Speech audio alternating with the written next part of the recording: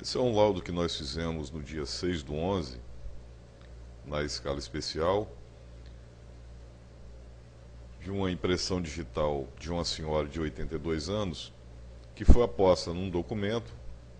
de autorização de saque em seus vencimentos, e essa senhora começou a alegar posteriormente que não havia autorizado o saque dos seus proventos de aposentadoria, uma senhora idosa já. E esse laudo, diante da contestação da senhora de não querer pagar, esse laudo nos foi, essa impressão digital, esses documentos nos foram enviados para estarmos fazendo essa perícia, comprovando se essa impressão digital realmente é dessa senhora ou não,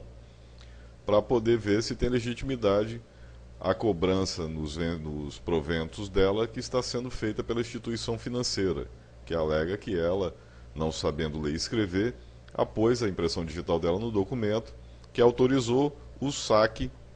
nos seus proventos, nos seus salários. Né? Vocês vejam aí que a impressão digital está mal coletada, não foi bem coletada, foi coletada com tinta de carimbo e foi coletada da parte de cima, da metade da impressão para cima, a ponta da impressão que foi coletada. E ainda essa mancha toda aí, ó, no meio da impressão, que dificulta sobremaneira o trabalho. Não aparece o delta, a pessoa que coletou não tinha o conhecimento necessário, então coletou de forma equivocada, da metade da impressão para cima. Aí nós já pegamos e fizemos um tratamento mais ou menos para poder transformar e ver se melhorava o trabalho.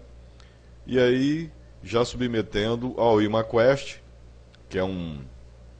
EIFES 1 a 1. Nós trabalhamos aqui no departamento de identificação e esse programa nos auxilia, mas só tem um ImaQuest e um IdentiQuest no departamento, ou seja, se um perito estiver fazendo uma perícia, o outro tem que aguardar a perícia ser feita. É um trabalho demorado e eu estou mostrando isso aqui para as pessoas verem que a perícia papiloscópica não é uma perícia simples, de ser feita e que requer do perito que se debruce em cima da impressão digital para estudar, ainda mais num caso como esse, que foi muito mal coletada, a impressão tem muitos pontos para que nós possamos dar buscas, e mesmo com auxílio da informática, como vocês viram aí, vocês estão vendo, nós estamos trabalhando com o ImaQuest, que é um EIFES 1 a 1, ele não dá busca, mas é um EIFES 1 a 1, ele faz tratamento de impressão, ele extrai minúcias, mesmo assim, se tem dificuldade, o perito tem que se debruçar sobre a impressão, e é exatamente por isso que nós ficamos sempre questionando essas pessoas de fora que ficam cobrando produção sem conhecer a profundidade do trabalho que é desenvolvido pelos peritos papiloscópicos e não fornecem meios dos peritos estarem trabalhando para estarem cumprindo com mais rapidez seu desiderato, com mais rapidez, mas mantendo a qualidade, mantendo a eficiência. Porque nós trabalhamos num direito escrito em que nós temos que comprovar para a justiça de que forma nós chegamos a cabal identidade daquela pessoa por meio das impressões digitais. E a nossa posição vai fundamentar a justiça, a juíza desse caso, a manter ou não o desconto sobre os vencimentos da senhora que alega que não apôs a impressão digital dela no documento. Então aí a importância do trabalho que nós desenvolvemos, das partes do trabalho que nós desenvolvemos, esse aí uma impressão digital num documento enviado pela Justiça. Você está vendo aí um pouquinho do ImaQuest, que é um programa que nos auxilia e que poderia nos auxiliar muito mais se tivesse pelo menos mais uns 3, 4 na sessão de perícia. Para os peritos é um ImaQuest só. E mesmo assim, o que algumas pessoas desconhecem, é que nós trabalhamos no direito escrito, em que nós temos que comprovar um número de pontos mínimos exigidos para poder atestar ou não a identidade de alguém por meio das impressões digitais. Não é? Hoje nós temos colegas, exemplo de colegas aí de fora do Estado, que defendem a posição que tem sido adotada hoje internacionalmente, no direito não escrito, né, no direito consuetudinário, de que a palavra do perito, o entendimento do perito vale mais do que o número de pontos que se encontra, né? De repente, o tipo de ponto característico, a posição, a forma da minúcia, diz tanto quanto ou mais do que o número dessas minúcias, desses pontos característicos, mas mesmo assim nós ainda trabalhamos um direito em que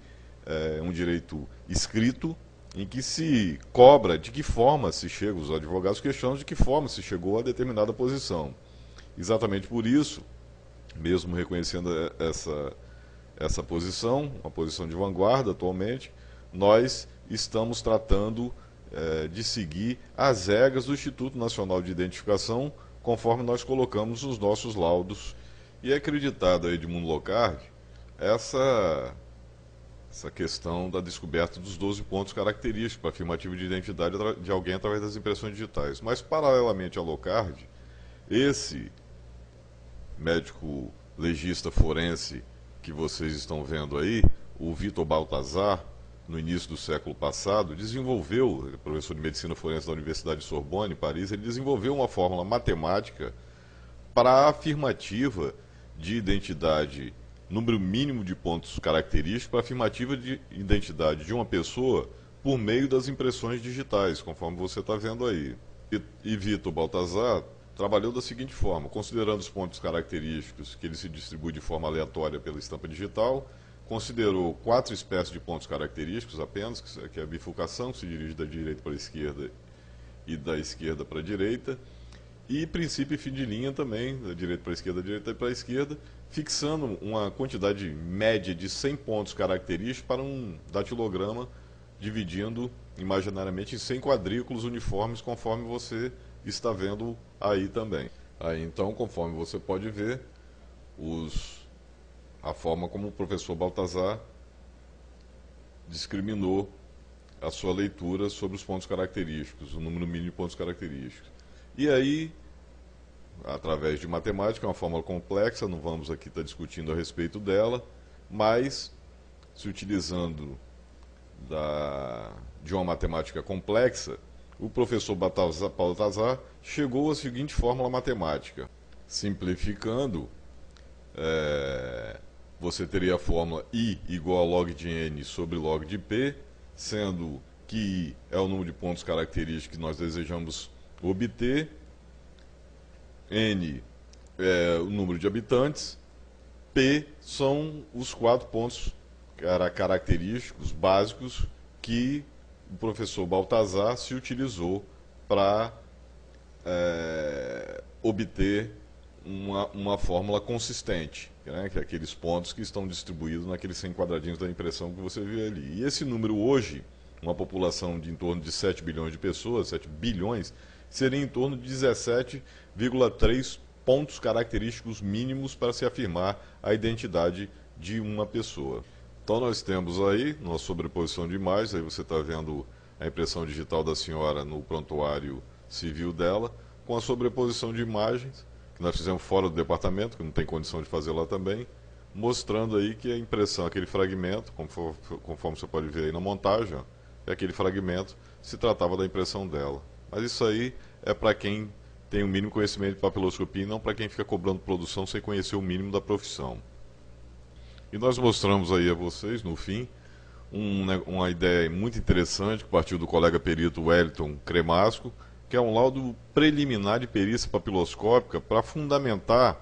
um flagrante para um delegado, esses delegados realmente interessados, né, que reconhecem o nosso trabalho, que 2 pessoas estavam se dizendo se passar uma pela outra, 2 irmãs. Então nós já fizemos isso aí, na ideia do Wellington, um laudo preliminar de perícia papiloscópica para ir fundamentando o flagrante. Já enviando um laudo preliminar, a gente faz o laudo conclusivo depois, mas isso aí é uma ideia que eu achei muito interessante também, que eu queria mostrar aos colegas, um laudo preliminar de perícia papiloscópica, já acompanhando o flagrante. O policial chegou lá com as 2 pessoas, nós já fizemos o laudo preliminar, já enviamos para o delegado, que já vai fundamentando o flagrante para ser enviado para a justiça, uma ideia muito legal do colega perito Wellington Velo Cremasco. Isso feito depois do expediente, fora da escala especial, sem cobrar absolutamente nada do Estado como hora extra.